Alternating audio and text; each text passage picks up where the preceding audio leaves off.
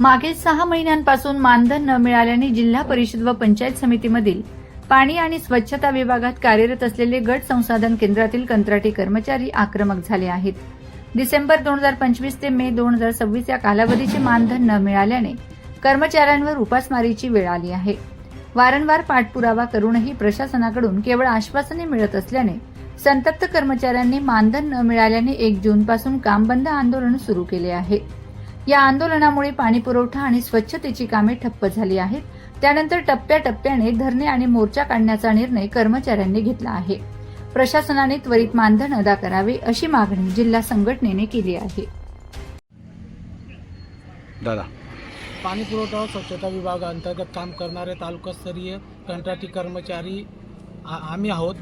गेल्या 6 महिन्यापासून डिसेंबर 2025 ते मे 2026 पर्यंत आम्हाला आजपर्यंत कुठल्याही प्रकारचे मानधन आम्हाला मिळालेले नाही आहे. तरी त्या आमच्या रास्त मागण्या असल्यामुळे आम्ही हे आंदोलन पुकारलेले आहे. गेल्या 6 महिन्यापासून आम्हाला मानधन नसल्यामुळे आमच्या मुलांचे शिक्षण, घरभाडे व आमच्यावर उपासमारीची वेळ आलेली आहे. त्यामुळे हे आम्ही आंदोलन करत आहोत.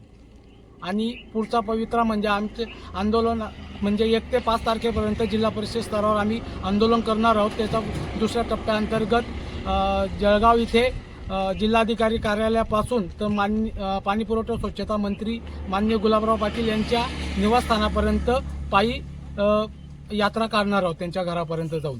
आणि त्याच्यानंतर जर तरी मागण्या मान्य नाही झाल्या तर दिनांक 9 जून 2026 पासून पूर्ण राज्यात पूर्ण आंदोलन तीव्र प्रकारे छेडण्यात येणार आहे.